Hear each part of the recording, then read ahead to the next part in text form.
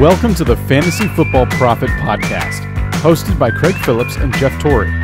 Visit us at fantasyfootballprophet.com. And now your hosts, Craig and Jeff. Welcome everyone to the Fantasy Football Prophet podcast. I'm Craig Phillips, joined as always by Jeff Torrey, and today we're going to do another one of our mailbag episodes. We got a few good questions in from some of the listeners, so we're going to go through all of those. But before we do that, make sure you guys go check us out on Twitter at the FF Prophet or Instagram, which is Fantasy Football Prophet. You guys, you should follow us there definitely, because you never know what's going to happen with that. We actually just the other day did a dynasty league out of nowhere. One day we decided to do a dynasty league, posted it on there. We had 10 followers. Our listeners got into it, and we had a pretty good draft. We did a super flex draft, so just make sure you guys check us out on there, because we'll be doing more leagues as we go. But the main one we have going is our listener leagues, which you can get into. You get a chance to win the championship belt that Pro-Am Belts provided us. All you got to do for that is review us on iTunes, give us a 5-star review, and send it over to us. Email it to us at fantasyfootballprophet@gmail.com or, Twitter, Instagram. Let us know you reviewed it, and we'll get you into one of the leagues, which is actually getting closer and closer and closer. It's basically just a month away till August, and it's draft season. It's getting there quick, Jeff. Are you ready? Do you think you're ready for draft season already? I'm getting there. I'm getting ready for Cleveland. I need a few more weeks. I really got to lock down who exactly I'm going to go after. And I always like to feel out the rest of the guys in my leagues and try to figure out who they're going to go after, just to make sure I'm not going to be getting in some epic bidding war with you, Craig, number one, but anyone else too. Yeah, it's we always seem to get into one of those bidding wars. I mean, it seems to be pretty much every year it happens, I would say. I don't know. We talk about this too much where it ends up being we like the same players. I don't know if we have as many this year, though. I don't know. No, well, we really don't. I think it always comes down to, especially when you're doing auction drafts, the top tier, first couple tiers go. And you're not really thinking about, taking a guy, and then all of a sudden, that position is running out. And then all of a sudden you're in a bidding war with, someone who you never thought you'd be going after in the first place, and you're overpaying for him. And that's kind of what happens a lot of times. But then, we're going to be, I think just a couple weeks, we'll probably do our Players We Love episode. So that's where we're going to start to hopefully have some better ideas on some of the players we love. Which I already got a couple. Stephon Diggs. He's probably my favorite this year. So we'll talk about him and some others. But that'll be just a couple weeks. I think next week we'll probably start doing our breakout players episodes again. Do those, and it's really gearing up. We're only a couple weeks away from rankings episodes. Once again, it's crazy how quick it's going. But we already got some. We'll get some of these questions right now. We got some keeper questions coming in. We're going to start it off with Marco. Marco has a keeper league, which you can keep 5 players. It's a just 12-team standard. You start 2 running backs, 2 receivers, tight end, and then a flex. Which actually, no, not even flex. It's a wide receiver tight end position, so it's not a running back wide receiver position. So he has Odell Beckham right now, Devontae Adams, and Alvin Kamara. So we can pick 2 more. You get to pick them based on rounds. So let's see what you're thinking about here, Jeff. He gets Derrick Henry as a 5th rounder, Corey Davis as a 12th rounder, or Evan Ingram as a 10th rounder. Which 2 are you going to go for that? I'm definitely going to answer, but I do have to say it's always easier when you can figure out everyone else's kind of top 5 picks. I'm only thinking that for the tight end, because if Evan Ingram is going to be the only guy left in town, maybe I would edge that way. I think for sure. And who are the first 3 that he's keeping? Alvin Kamara? He has Beckham, Alvin Kamara, and Devontae Adams. Okay, perfect. I would definitely keep Henry. I know that 5th may be high to some people, but I think with Alvin Kamara and him, at least you're covered, and a lot of running backs will be kept, I have a feeling, because obviously it's a little shallower than the wide receivers, and you already have a couple really, really great ones.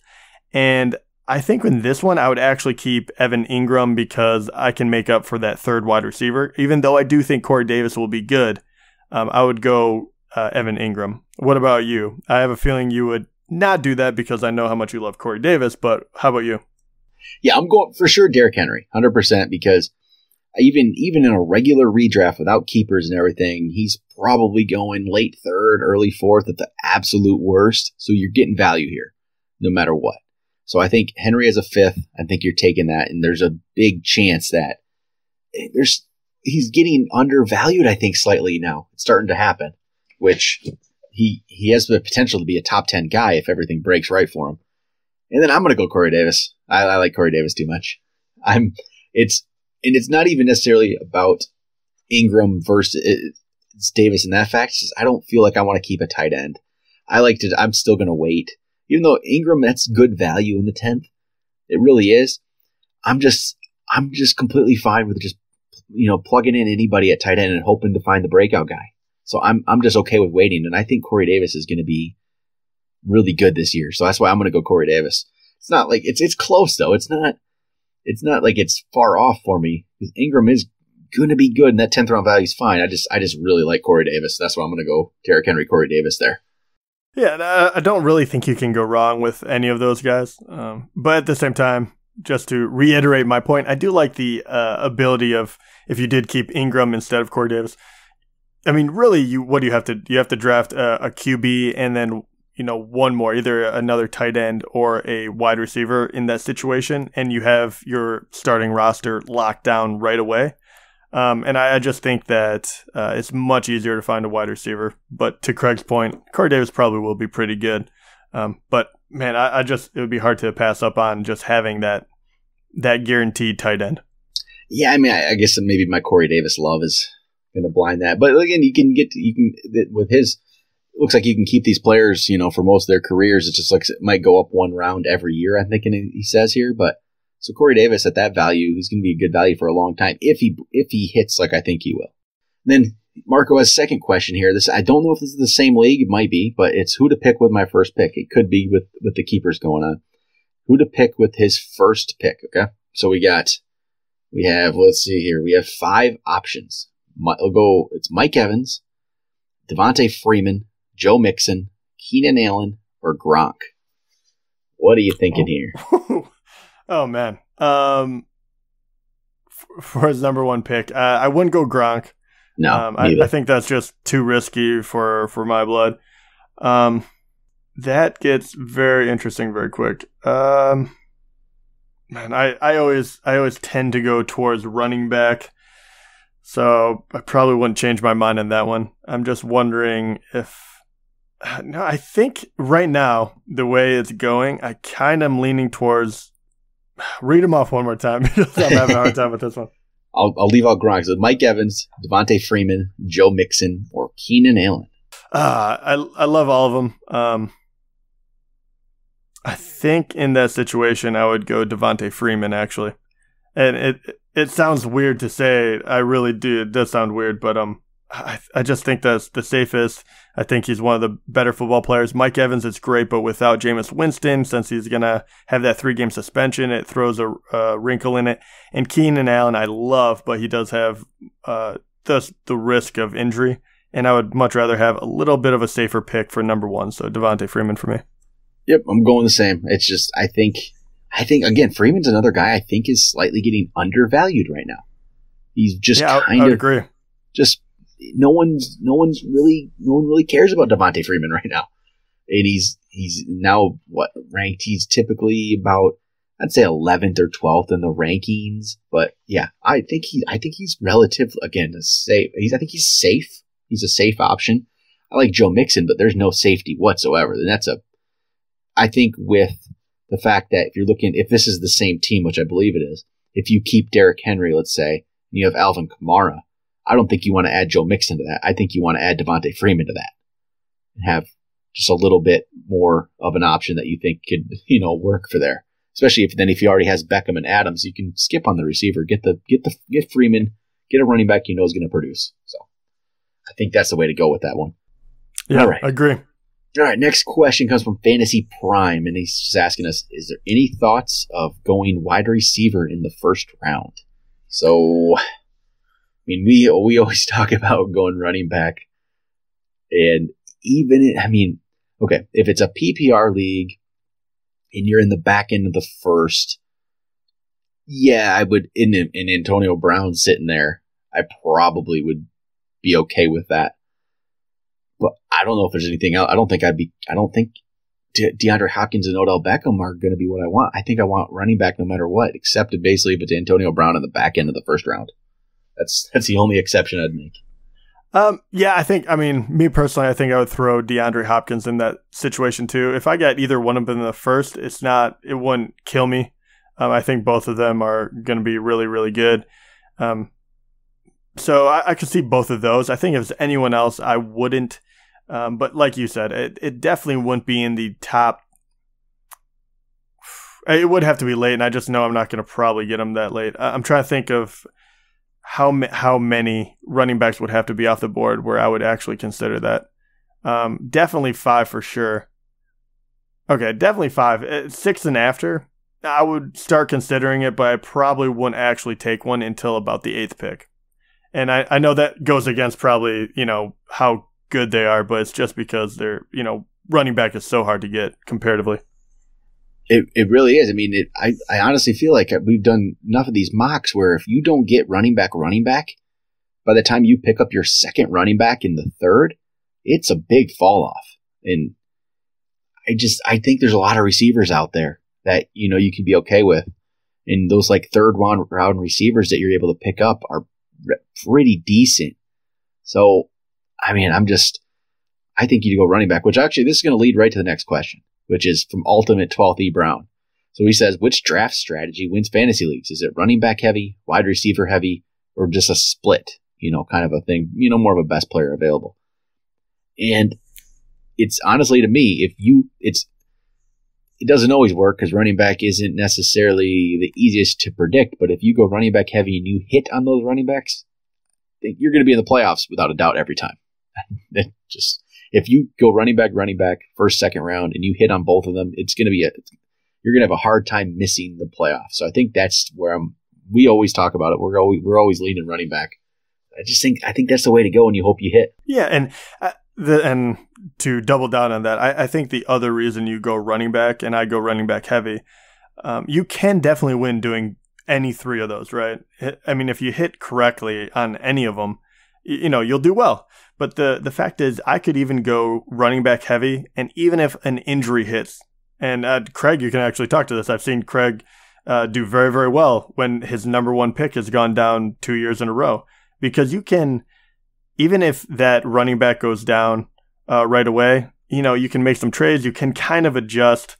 But if that wide receiver goes down, say you pick Antonio Brown even with that number one pick, and he goes down, and now not only do you not have that wide receiver, but you are lacking very, very largely in the running back game, you're just weak everywhere. Whereas if you go heavy in running back and something happens, you can still make up for it a lot of times. So that's why I always like to have a little more talent in the running back than even needed. But also wide receiver, there's so many more of them, and they're always coming up and down a lot more. You can kind of predict touchdowns a little easier by depending on who's getting hot. I just think it's way easier to make up for a wide receiver. Yep, I think so too. And this actually, all these questions, a lot of these are going to be, they're all going to kind of have a theme here, because this is the next question from DC Prouty 7. He asks, is there any case to take Antonio Brown at number 1? Because I kind of want to, he says. So number 1 overall, Antonio Brown. Again, I don't think I could do that. Me personally, I couldn't do it. And I'm trying to think of a case to do it. I mean, yeah, as a value, he's a great value there. I think you can't go wrong with that. I mean, I would say that if you pick him number 1, he's just as valuable maybe as one of the wide running backs, like what he's going to do scoring wise. But the problem is, if you pick him number 1, your first running back is going to come at the back end of the second. That worries me. The very back end of the second is your top running back. I can't do it. Yeah, I can't either. I mean, you could, the only way, if I was really trying to, you can say that he is very, very safe. You know what you're going to get out of him.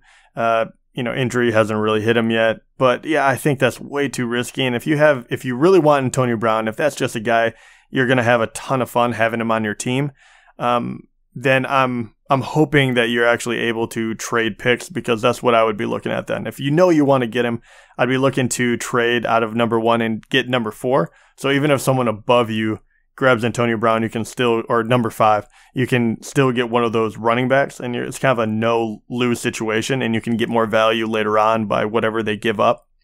So that's what I would try. If you're in that number 1 spot and you want Antonio Brown, I would try to trade out of that number 1 spot. Yeah, it makes perfect sense. If you could try to trade back a little bit, if your league allows that, that's a good way to go about it. Yeah, because I don't think you want that. I don't think you want him as your number 1 pick. Just that running back you're going to get is just not going to be. I mean, it's just, I'm looking right now at who that could possibly be based off, like where ADP is looking right now. And that could end up meaning if you're like in a 12-team league, you're getting like Jerick McKinnon as your number 1 guy.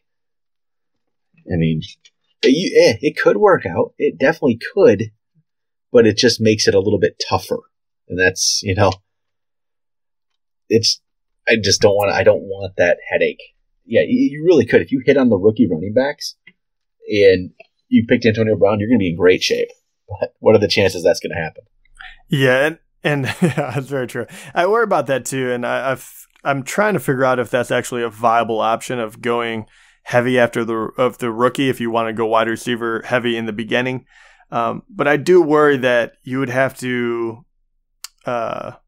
you just have to get them so early that you're killing any middle round value, if you will. You'd have to go after them so quickly because you know that they're kind of the last thing that is going to save your running back situation, that you just kind of skew every round's value for your team.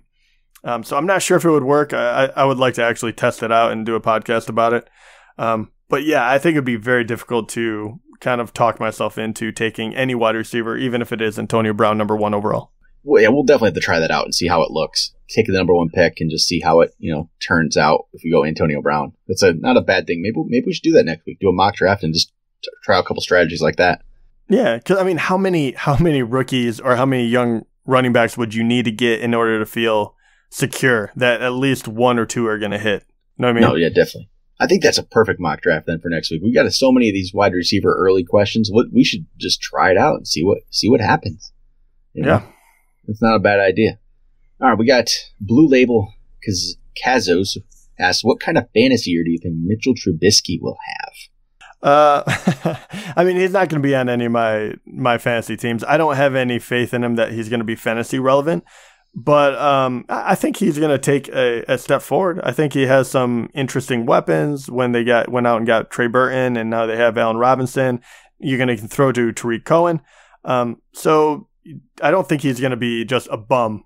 But at the same time, there are so many quarterbacks that you should draft above him that, if that's what you're asking for, if you're thinking that he's possibly going to be relevant, I'm not there yet.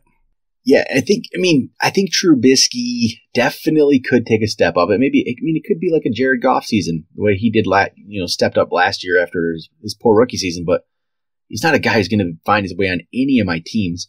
The only time I could ever see drafting him is if you're in a 2 QB league and he's your backup, he's your third. That's about it. I mean, I'm not saying he's going to be bad.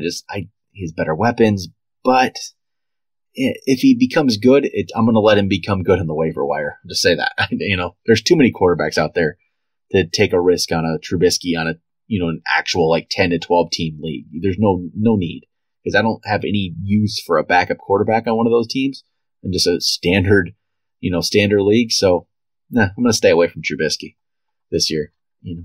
I don't think he's going to be bad. I do like the potential, but in redraft, there's no point to have him. So one more question we got here. It's from the King Mansplainer, and this is going to kind of be another, draft strategy type question.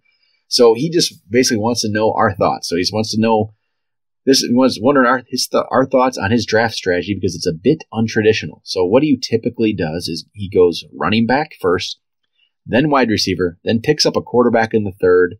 Then he says his flex, so essentially, best player available in the fourth, tight end in the fifth, running back in the sixth, wide receiver in the seventh, and then turns around and goes defense kicker.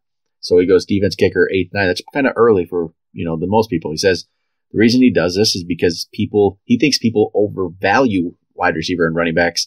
So there's a lot of room to get the best possible guy at a position, or at least, one of the top players at that position, which does make sense. I mean, he will get probably the top quarterback he will get, a top 3 tight end doing it that way, and he'll get probably the top defensive top kicker. So he says he believes this is making up for lost value of a good running back or wide receiver duo with all these positions. What do you think about that, Jeff? Do you agree, or do you think it's reaching a bit for some of those positions?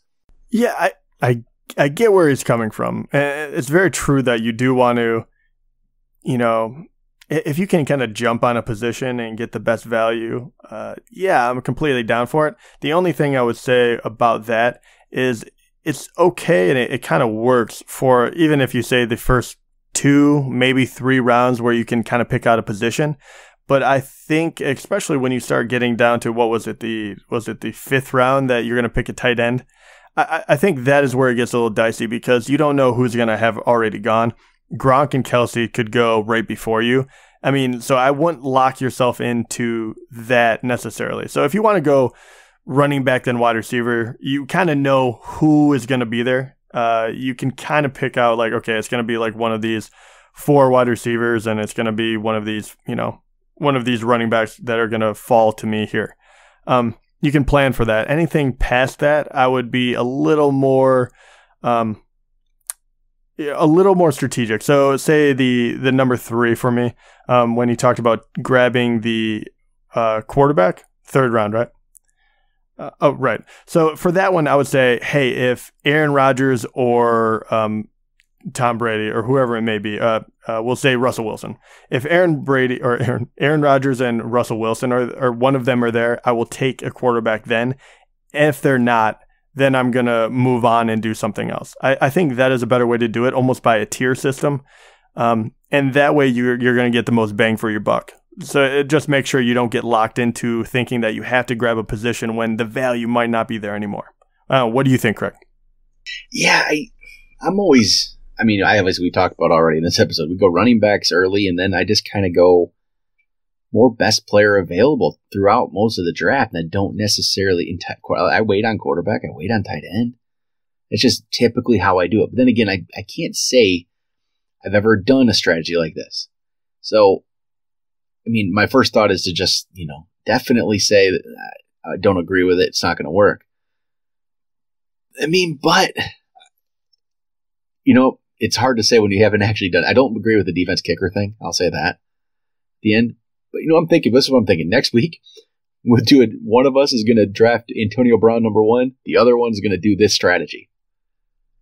See what kind of team you can come up with trying to get the quarterback early, the tight end early, maybe even the defense kicker. You end up with like the Jacksonville defense and Greg Zuerlein at, those positions, something like that. With Aaron Rodgers, Deshaun Watson, with Travis Kelce at tight end, maybe your team looks pretty good at the end, depending on what kind of players you pick up in between. I don't think it will work. My gut feeling tells me you're going to be fighting an uphill battle by doing that. But then again, it does.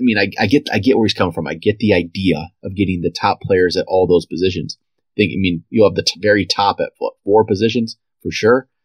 I get that in a way, but I have a hard time thinking it's going to work. It just feels like you're missing out on some really good values in those middle rounds of running backs and wide receivers. And that third round, you could get a really good. You could get Jordan Howard's going to the 3rd round sometimes these drafts. Do you want a quarterback or do you want Jordan Howard in 3rd round? What Right. Yeah. And I think it's all about the people that you get there. Like I said, I really do think it's a tier system. So, I think that if it does play out the way that, in his mind where he will get a top tier quarterback, a top tier tight end in this situation, then I think your team will be fine. But you just have to be able to move away from that strategy and not get shaken. So if you move away from QB, know what you want to do after that. And I think if you're willing to change on the fly, you'll be okay. But if you lock yourself in, it could turn into a disaster. And that's the only thing I don't like about kind of that scenario. But I do understand where it's coming from. It is a huge benefit to get those guys that can really make up points in a category. So what I'll say is just tune in next week. Check out next week's episode. I think we'll definitely try this out. Worth a shot. We want to try different strategies in mock draft, see what happens. So we'll draft Antonio Brown number 1, and then we'll try this, the King Mansplainers strategy and see what happens when you get basically best player available at numerous positions.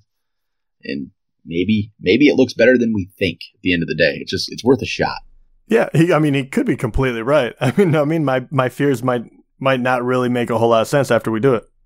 Yeah, I'm curious. I'm really curious what the team will show up as. So that's a good one to try next week. We'll definitely see what we can do. And if you guys have any more questions, that's the last one for today. But if you have any more questions, definitely keep sending them in to us. We'll do another mailbag episode in a couple weeks. I know as the season gets closer, there'll be a lot more keeper questions and draft strategy questions. So we'll just keep trying these out in mock drafts to see how things turn out and see what we think. And overall, we're pretty much, it's running back heavy. I think still the way to go. That usually is the best option. But other ways can win you, especially if you hit on rookie running backs. That's kind of the biggest, thing though. You can't. It's hard to predict, especially this year. Who knows who the guy will be other than Barkley? Somebody will hit in that Penny, Freeman, Jones, Kerryon Johnson range. We just don't know who that guy will be yet.